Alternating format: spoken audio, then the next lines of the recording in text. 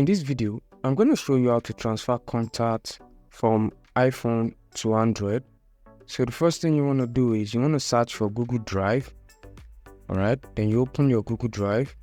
Alright, so once your Google Drive opens up, you want to click on this 3 link and then click on Settings. Alright, and then you click on Backup.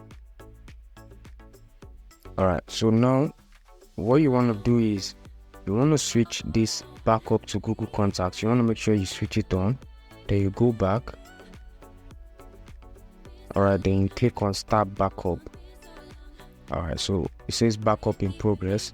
Once your contact has been backup on your Google Drive with this email, okay, so what you want to do is on your Android, you want to make sure you want to go to Contact. Alright, so once you're on Contact, you want to log in to the same email that you backed up your account on your iPhone. Okay, so once you log into the same email, you should see your contact, your backed up contacts like this. Okay, so it's pretty easy and straightforward.